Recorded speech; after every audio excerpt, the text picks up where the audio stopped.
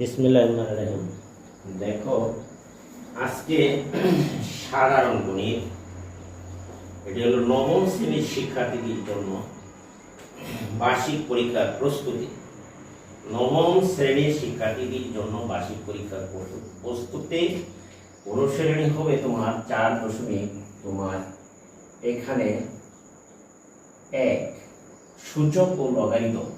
এখানে হচ্ছে তোমার সূচক ও লগারিদম।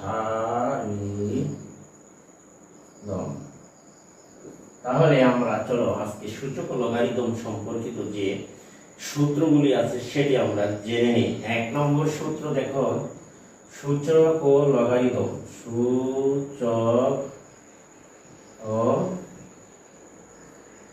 লগারিদমের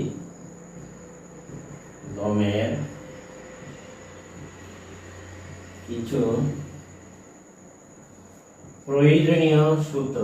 দেখো প্রয়োজনীয়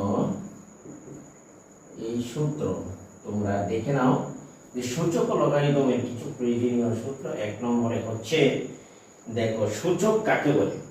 সূচক ও লগারিদমের কিছু প্রয়োজনীয় সূত্র আমরা এখানে দেখছি অনেক বড় বা অনেক ছোট সংখ্যা বা রাশিকে এই সূচকের সাহায্যে লিখে অতি সহজেই প্রকাশ করা যায়। ফলে হিসাব গণনা ও গাণিতিক সমস্যার সমাধান সহজতর। অনেক বড় অনেক ছোট সংখ্যা বা রাশিকে সূচকের সাহায্যে লিখে অর্থাৎ পাওয়ার লিখে অতি সহজেই প্রকাশ করা যায়। ফলে হিসাব গণনা ও গাণিতিক সমস্যার সমাধান সহজতর হয়। তাছাড়া সূচকের মাধ্যমেই সংখ্যার বৈজ্ঞানিক বা আদর্শ রূপ প্রকাশ করা হয়। তাই প্রত্যেক শিক্ষার্থী সূচকের ধারণা ও এর প্রয়োগ সম্পর্কে জ্ঞান থাকা আবশ্যক। তাই সূচক থেকেই লগারিদমের সৃষ্টি। লগারিদমের সাহায্যে সংখ্যার বা রাশির গুণ, ভাগ ও সূচক সম্পর্কিত গণনার কাজ সহজ করে হয়েছে। ক্যালকুলেটর ও কম্পিউটার এর ব্যবহার প্রচলনের পূর্ব পর্যন্ত বৈজ্ঞানিক হিসাব ও গণনায় লগারিদমের ব্যবহার ছিল এবং একমাত্র উপায়। এখনো এগুলোর বিকল্প হিসাবে লগারিদমের ব্যবহার গুরুত্বপূর্ণ। যার আজকে আমরা এই সূচক সম্পর্কিত আমরা এই নবম শ্রেণীর শিক্ষার্থীদের জন্য এইখানে তোমার 1 নম্বর সূত্র হচ্ছে পৃষ্ঠা নম্বর হচ্ছে তোমার পাঠ্য বইয়ের 76 পৃষ্ঠা। এখানে হলো যে পৃষ্ঠা নম্বর হলো তোমার 76 পাঠ্য বইয়ের। দেখো 1 নম্বর সূত্রটা হলো যে সূত্র 1 মুখস্থ রাখবা। সূত্র এখানে হচ্ছে তোমার সূত্র 1, এইখানে তোমার a to the power m গুণন a to the power n। এখানে তুমি বলবে, তার আগে আমি তোমাদের কিছু তথ্য দিচ্ছি। দেখো এখানে কিন্তু বলা হচ্ছে যে a to the power m, এখানে এই যে আছে a to the power n, এটি কিন্তু হচ্ছে তোমার বৃত্তি বা বেস। এই বৃত্তি বা বেস যেমন তুমি তোমার পায়ের উপর ভর করে হাঁটাচলা বা চলাফেরা করো, তাহলে তোমার পাওয়াটা হচ্ছে তোমার সারা বডির জন্য এটা হচ্ছে বৃত্তি। যার উপর ভর করে তুমি চলাফেরা করছো সেটা হচ্ছে তোমার বৃত্তি। আর উপরের যে অংশটুকু আছে এই পাওয়ার বা সূচক, সেটির নাম হলো পাওয়ার অথবা হচ্ছে তোমার সূচক। পাওয়ার ডাব্লিউ সূচক অথবা রেঞ্জ বলা হয় সূচক। এইটুকু তোমরা মনে রাখলেই চলবে। যেমন নিচের অংশটুকু হচ্ছে তোমার বৃত্তি বা বেস। আমি লিখতে পারি বেস, BAISE বেস, বৃত্তি বা বেস। আর উপরের অংশটুকু হচ্ছে তোমার পাওয়ার বা সূচক। তাহলে এখানে আমরা যদি একাধিক অর্থাৎ রাশি গুণ করি, তাহলে এখানে বৃত্তি হচ্ছে তোমার কত a আর পাওয়ার হচ্ছে তোমার m। এখানে বৃত্তি a পাওয়ার n। তাহলে আমরা একটা কথা মনে রাখবো যে গুণের সময়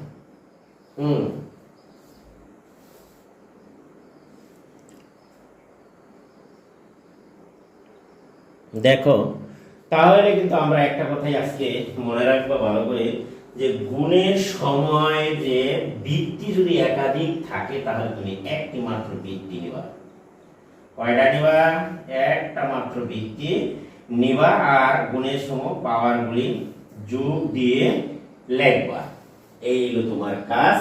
তাহলে এই হিসাবে আমি একটি एग्जांपल বা উদাহরণ যদি দেই, দেখো যে আমি লিখলাম 2 টু দি পাওয়ার n যোগ গুণন 2 টু দি পাওয়ার a। তাহলে এই ক্ষেত্রে তুমি কি করবে? বৃত্তি হলো 2, তাহলে একাধিক বৃত্তি থাকলে আমি আগেই বলছি একটি বৃত্তি নেবা আর পাওয়ারগুলি গুণের সময় কি হয়? যোগ। এই হলো এই অঙ্কের আনসার। তাহলে তুমি এইভাবে যে প্রত্যেকটা অঙ্ক যদি তুমি অর্থাৎ ট্রাই করো বুঝে শুনে, তাহলে তুমি অঙ্ক অবশ্যই দেখবে মনে করবে সহজ। তাহলে আমি 1 নম্বর সূত্র আমি তোমাদের বুঝিয়ে দিচ্ছি। এখন দেখো যে 2 নম্বর সূত্রটি। 2 নম্বর সূত্রটা হলো এখানে আমি দিচ্ছি, দেখো 2 নম্বর সূত্র যে ভাগের সূত্র, সেটি হচ্ছে কিন্তু a to the power m by a to the power n। এখানে কিন্তু তুমি আগেই জানো যে গুণের উল্টা হচ্ছে ভাগ। তাহলে আমরা এটি লিখতে পারি একটি বৃত্তি নিলাম a এবং উৎপে হচ্ছে m, ভাগের সময় পাওয়ার হয় বিয়োগ, কাজেই আমরা বিয়োগ করলাম। দেখো এখানে 2 নম্বর সূত্র শেষ। এখন উদাহরণ হিসাবে তুমি যদি দেখো, আমি একটি উদাহরণ দিচ্ছি। মনে করো 3 টু দি পাওয়ার 8 ভাগ, বা এভাবেও দিতে পারো, অথবা 3 টু দি পাওয়ার মনে করো 2 বা 6। তাহলে আমরা একটা বৃত্তি নিবা, এখানে 3 আছে, উপরের 8 থেকে যেমন আমার সূত্রে বলছে যে নিচে পাওয়ার বিয়োগ দিবা। তাহলে আমার থাকছে 3 টু দি পাওয়ার 6। এই হলো তোমার আনসার। এটি যদি ক্যালকুলেটর মারি গুণ করো যা আসে, তাহলে আমরা তাই লিখতে পারি 32। 6 থাকলে 5টি দিয়ে যাই আসে তার কত চিন্তা করা এটা দরকার নেই, তোমরা ক্যালকুলেটর মেরে এটি তোমরা করে নিও। এখানে দেখো আমরা 2 নম্বর সূত্রটি বোঝাতে পেরেছি। এখন দেখো যে 3 নম্বর সূত্রটি আমরা কিভাবে বুঝবো। এখানে দেখো সূত্র নম্বর 3, সূত্র নম্বর যদি 3 লিখি, আমি লিখলাম 3। এখানে দেখো যে সূত্র নম্বর 3 বলা হচ্ছে যে এখানে তোমার সূত্র নম্বর 3 গুণফলের ঘাত।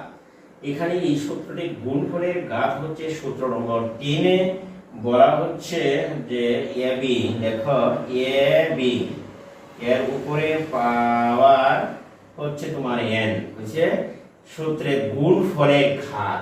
এটি কিন্তু হচ্ছে যে গুণফলের ঘাত, গুণফলের ঘাত সূত্রটি হিসাবে পরিচিত। আমরা এই ভিতরের পাওয়ার নাই, মনে করবো 1 আছে, এটি প্রত্যেকটির উপর 1 আছে, অর্থাৎ তুমি এই ভিতরের পাওয়ারের সাথে বাইরের পাওয়ার গুণ করো, তাহলে 1 এর গুণ করলে আমি লিখতে পারি a to the power n, গুণ আকারে লিখলে এটি লিখতে পারি a টু দি পাওয়ার কত? b two the power n। তাহলে এই হিসেবে আমি একটি যদি জাস্ট উদাহরণ দেই, তাহলে তুমি দেখো যে 3 এর উপরে পাওয়ার, অথবা মনে করো সহজ করে 2 এর উপরে দিলাম, কিছুই না, বাইরে দিলাম মনে করো 2। এইটুকুকে যদি আমরা গুণ করি, তাহলে কিন্তু আমরা লিখতে পারি যে 2 এর উপরে পাওয়ার 2, এটিকে ভেঙে আমরা আরো লিখতে পারি 2 গুণ 2, অর্থাৎ গুণ করলে হবে 4। আমরা আশা করি যে এইটুকু বুঝতে পেরেছি যে এইখানে যদি ভিতরে পাওয়ার না থাকে 1 ধরে নেবা। ঠিক আছে, আশা করি তোমরা এটি সবাই বুঝতে পেরেছ, এবং এই নিয়মগুলো ফলো করলেই তুমি সূচকের সবগুলো অঙ্ক ইনশাআল্লাহ করতে পারবে। তাহলে আমরা যাই, চলো ভাগ 4 নম্বর সূত্র। এখানে ভাগফলের ঘাত আছে 4 নম্বর সূত্র নম্বর 4। এখানে হচ্ছে যে তোমার a ভাই বলা হচ্ছে b হোল টু দি পাওয়ার হচ্ছে n, এন হলো তোমার ভাগফলের ঘাত। এইখানে ভাগফলের ঘাত তুমি দেখো যে ভাগফলের ঘাতে বলা হচ্ছে এখানে তোমার ভিতরের পাওয়ার নাই 1, মনে করবা এখানে আছে 1, তাহলে a টু দি পাওয়ার 1 এর সাথে n গুণ করো, এরকম হবে b টু দি পাওয়ার 1 গুণ করো n। এটি হচ্ছে তোমার ভাগফলের ঘাত। আমরা যদি এরকম ভাবে একটা উদাহরণ যদি চিন্তা করি, তাহলে দেখো উদাহরণে আমরা লিখতে পারি যে মনে করো এখানে আমরা লিখলাম, এখানে আছে 5, নিচে আছে 2, তাহলে আমরা এটির উপর যদি 3 দিই ঘাত হিসাবে, তাহলে দেখো এর পাওয়ার হলো তোমার 3, নিচে হবে এটার উপরও 3। এটা হলো ভাগফলের ঘাত, উপরে ভাগ করলে 3 25, 3 না পাশে গুণ, নিচে করলে হয় 8। এই ছিল আজকে এই অঙ্কের সমাধান। সূচকের অঙ্ক একেবারেই সোজা, তোমরা যদি একটু সূত্রগুলি ভালো করে আয়ত্ত করো। আশা করি তোমরা এটি বুঝতে পেরেছ। এখন দেখো 4 নম্বর সূত্র গেল, এখন আমরা যাব 5 নম্বর সূত্র, ঘাতে ঘাত। এটি হচ্ছে তোমার ঘাতের সূত্র। তাহলে আমরা এটি মুছে নিতে পারি। দেখো তাহলে আমরা হলাম যে 5 নম্বর সূত্র নম্বর হলো 5। এখানে কিন্তু এই 5 নম্বর সূত্র হলো যে এখানে দেখো ঘাতের ঘাত। 5 নম্বর সূত্রটি হচ্ছে যে ঘাতের ঘাত a to the power m, বাইরে আছে তোমার n, n হলো ঘাতের ঘাত। সূত্রের নাম হচ্ছে তোমার ঘাতের ঘাত সূত্র, সেটি কিন্তু তোমরা এখানে বুঝতেই পেরেছ। এইখানে দেখো এই ভিতরের পাওয়ারের সাথে বাইরের পাওয়ার তুমি কি করবে, গুণ করবে, তাহলে তো লেখা যায় mn। আশা করি উদাহরণ একটি আমি দিয়ে তোমাদের এখানে বোঝাতে চেষ্টা করেছি। দেখো এখানে ঘাতের সূত্রটা হচ্ছে এরকম, যদি তুমি এইখানে তুমি মনে করো 2 টু দি পাওয়ার 2, বাইরে আছে তোমার 2 টু দি পাওয়ার 3, নাই 3, তাহলে আমরা আগে প্রথমে কাজ করব এই ভিতরের পাওয়ারের সাথে বাইরের পাওয়ার গুণ দাও, তাহলে 2 টু দি পাওয়ার 6 হলো। তাহলে 2 টু দি পাওয়ার 6 হলে 2 এর উপর 6 5, তাহলে হবে তোমার 64। আশা করি প্রিয় শিক্ষার্থীরা, বন্ধুরা, তোমরা আজকে এই ক্লাসটি বুঝতে পেরেছ। আমি আজকে এই সূচকের যে 5টি সূত্র ছিল সেই সূত্রগুলি তোমাদের বোঝাতে চেষ্টা করেছি, এবং এই 5টি সূত্র যদি তোমরা ভালো করে আয়ত্ত রাখো, নবম শ্রেণীর শিক্ষার্থীদের জন্য 4.1 অনুশীলনে এই সিলেবাসের অন্তর্ভুক্ত আছে বার্ষিক পরীক্ষার প্রস্তুতির জন্য আজকের এই ক্লাসটি ছিল আমার অত্যন্ত গুরুত্বপূর্ণ একটি ক্লাস। আর আশা করি তোমরা সেটি মনোযোগ সহকারে শুনলে, তাহলে অবশ্যই এই সূত্রগুলি ধরে যদি তুমি বাকি অঙ্কগুলো প্র্যাকটিস করো, তাহলে অবশ্যই আর পরবর্তী অঙ্কগুলি আমরা পর্যায়ক্রমে তোমাদেরকে দিব। আর তোমরা অবশ্যই জাকির স্যার চ্যানেলটিতে চোখ রাখো। এখানে আজকে আমি বিদায় নিচ্ছি। তার আগে যদি আমার ভিডিওটি তোমাদের কাছে ভালো এবং উপকারী মনে হয়, অবশ্যই আমার চ্যানেলটিকে সাবস্ক্রাইব করবে এবং পাশে থাকা বেল আইকনটি বাজিয়ে দিবা। ভিডিওটি বন্ধু বান্ধবের কাছে শেয়ার করে দিবা, একটি কমেন্ট লাইক অবশ্যই করে দিবা। আজকে আমি এখান থেকে বিদায় নিচ্ছি। আল্লাহ হাফেজ। সকলকে আবার ধন্যবাদ জানিয়ে আজকে বিদায় নিলাম। খুদা হাফেজ।